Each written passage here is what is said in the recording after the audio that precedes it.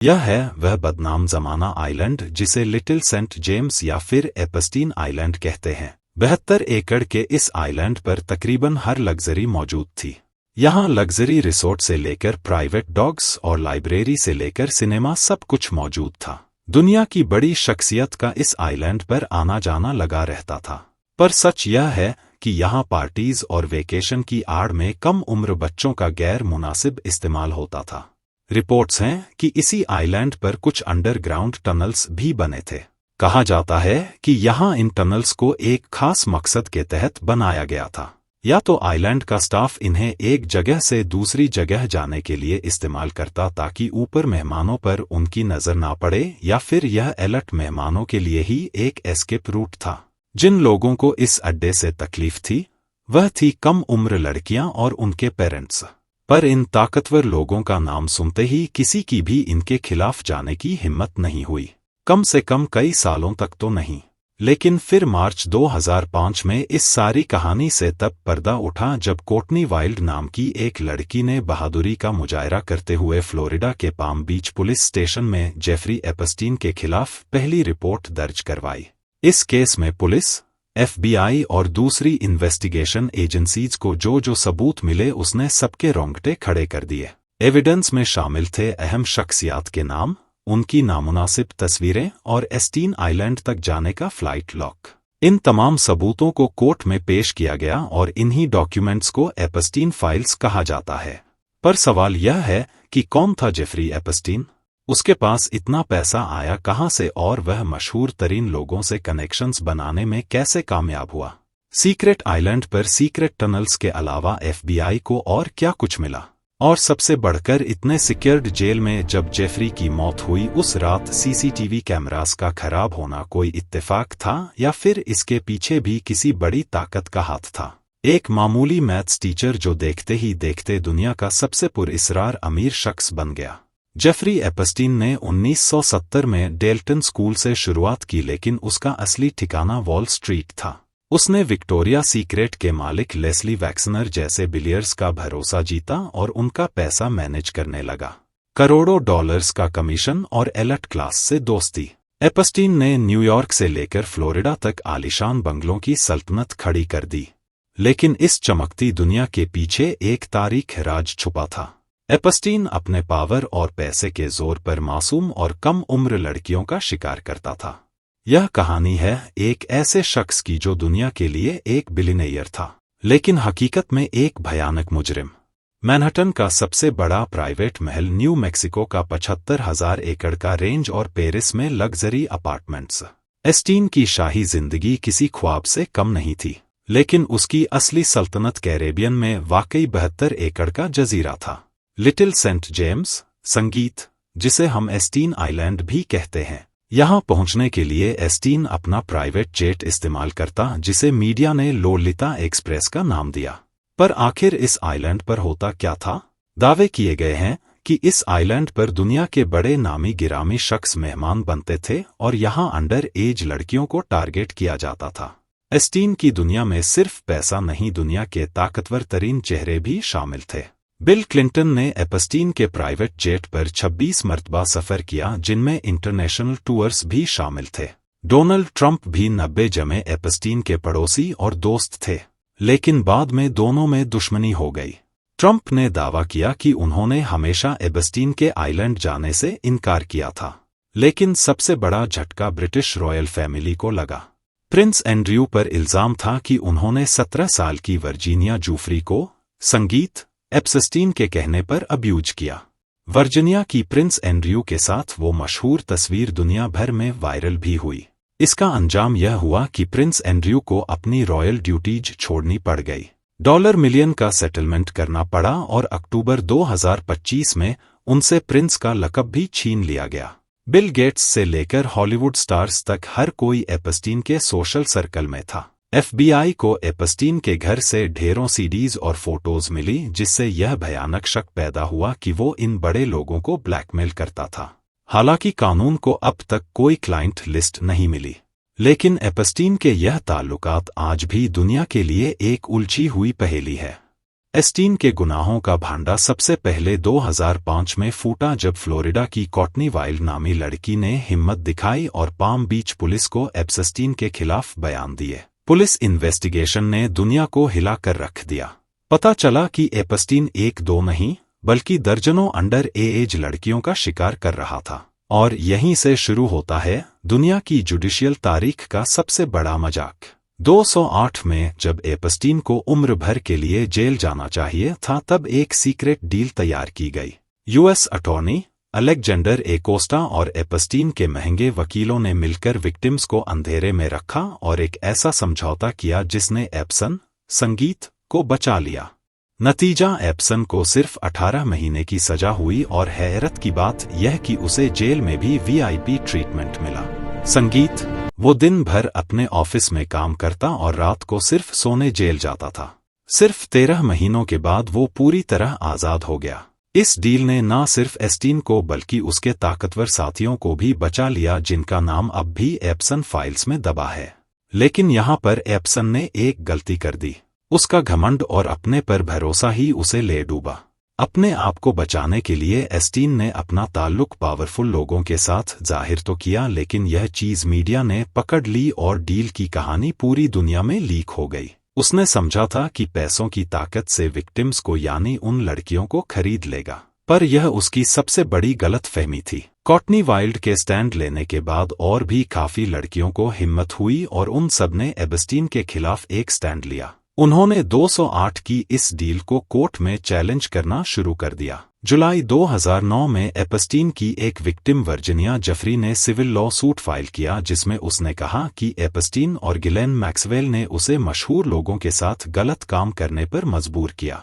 यहाँ आपको बताता चलूं कि गिलेन मैक्सवेल एप्स्टीन की गर्लफ्रेंड थी जिसका इस जुर्म में बहुत बड़ा किरदार था। उसका काम मासूम अंडर एज लड़कियों को रेट करना था। वह स्कूल्स के बाहर लड़कियों को पैसों का लालच देकर जॉब के बहाने हायर करती थी। 2010 के बाद से ही थोड़ी बहुत खबरें निकलना शुरू हो गई कि एप्स्टीन ने कैसे फ्लोरिडा में अपने लिए सजा खरीदी थी। 2011 में डेली मेल ने जूफरी का इंटरव्यू छाप दिया जिसमें प्रिंस एंड्रयू का जिक्र था जिससे शहजादी की मुसीबतें शुरू हो गई।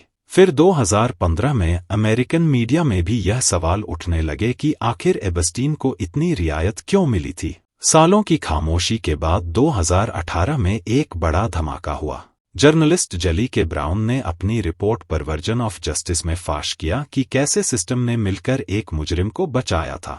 इस रिपोर्ट ने अमेरिका में जैसे आग सी लगा दी।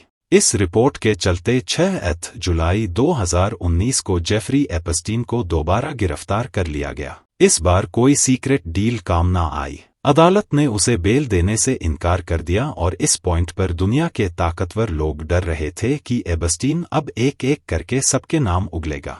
लेकिन ट्रायल शुरू होने से पहले ही दुनिया को हिला देने वाली खबर आई। 10 अगस्त 2019 की सुबह न्यूयॉर्क की सबसे महफूज जेल में एप्स्टीन की लाश मिली। संगीत was found dead in her jail cell in New York on Saturday। Official report में कहा गया कि उसने खुदकुशी की है, लेकिन हकीकत बहुत अजीब थी। उस रात जेल के कैमरास खराब थे, गार्ड्स सो गए थे और एस्टीन को अचानक सुसाइड वॉच लिस्ट से हटा दिया गया था।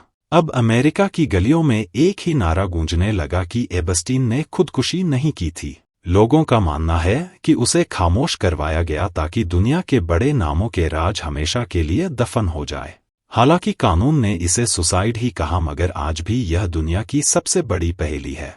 एस्टीन की मौत के बाद नजरें उसकी सबसे करीबी साथी गिलेन मैक्सवेल पर टिक गई।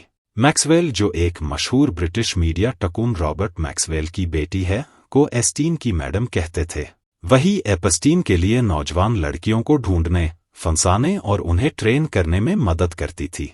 एस्टीन के गुजर जाने के बावजूद FBI ने अपनी तफ्तीश जारी रखी और 2 जुलाई 2020 वाले दिन गिलेन मैक्सवेल को न्यू हैम्पशायर के एक दूरदराज फार्म हाउस से गिरफ्तार कर लिया। जेफरी एस्टीन तो मौत की शक्ल में सजा से बच निकला लेकिन उसकी सबसे बड़ी साथी गिलेन मैक्सवेल कानून के शिकंजे से ना बच सकी। नवंबर 2002 में न्यूयॉर्क की अदालत में विक्टिम्स के दिल दहला देने वाले बयानात ने दुनिया को रुला दिया। पता चला कि मैक्सवेल सिर्फ एक साथी नहीं बल्कि इस पूरे ट्रैफिकिंग नेटवर्क की मास्टरमाइंड थी। जो मासूम बच्चों को एपस्टीन के लिए तलाश करती थी।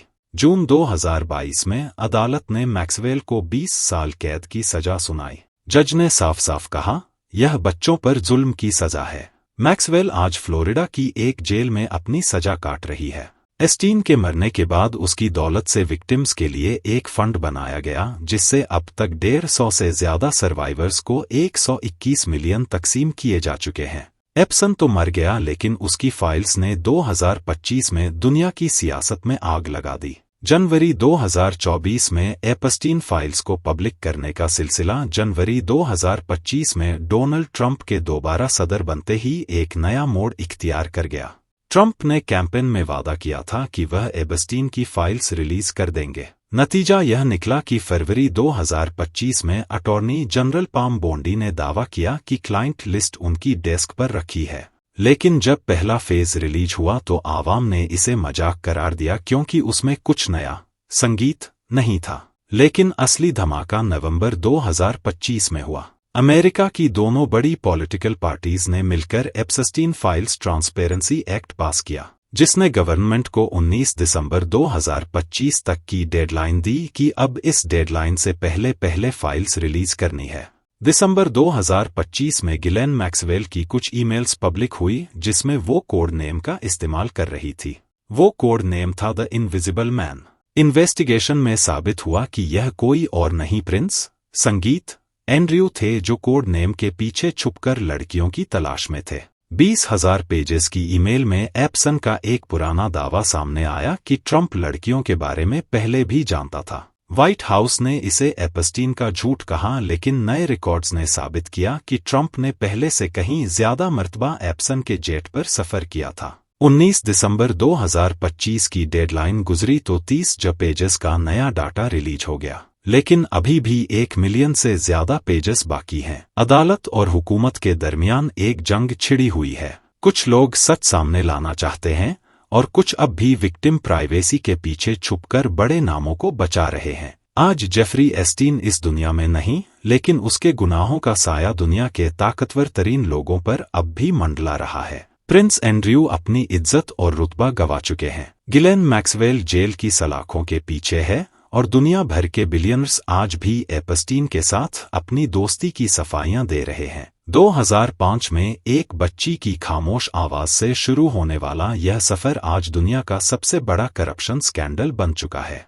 एपस्टीन आइलैंड पर जो सबसे ज्यादा मशहूर और कंट्रोवर्शियल स्ट्रक्चर मिला वो था एक ब्लू और व्हाइट रंग का टेम्पल। इस टेम्पल के अंदर से कोई इलीगल चीज तो नहीं मिली, लेकिन ऐसे आइलैंड पर टेम्पल नुमा स्ट्रक्चर का होना काफी सारे सवालात खड़े करता है। जब FBI ने 2019 में आइलैंड पर रेड की तो सबसे ज्यादा पूछा गया सवाल यह था कि क्या आइलैंड के नीचे सीक्रेट टनल्स मौजूद थे। उनको कुछ अंडरग्राउंड यूटिलिटीज और टनल्स मिले, लेकिन उनका मकसद किसी को वाज नहीं हुआ। लेकिन यह बात कंफर्म है कि आइलैंड पर अंडरग्राउंड स्ट्रक्चर्स भी मौजूद थे। इसके अलावा आइलैंड पर जगह जगह अनोखे स्टैचूज भी मिले और चप्पे चप्पे पर CCTV कैमरास लगे हुए पाए गए। संगीत, यह कैमरास सिक्योरिटी के लिए थे या ब्लैकमेलिंग के लिए? यह सवाल आज तक जिंदा है। एक हेलीपैड जिस पर एक स्ट्रेंज चेहरा बना हुआ है। सैटेलाइट इमेज में देखा जाए तो यहाँ पाम ट्रीज से घिरा हुआ एक रिसोर्ट भी बना है,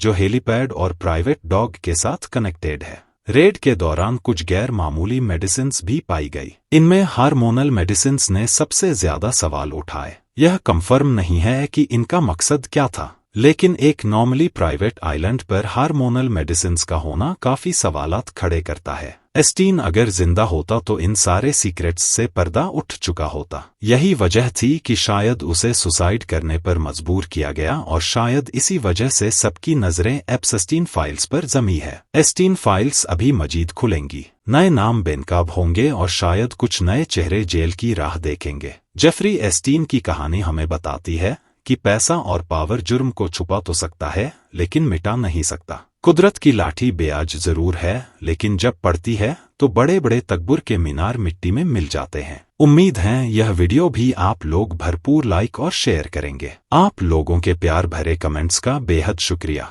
मिलते हैं अगली शानदार वीडियो में।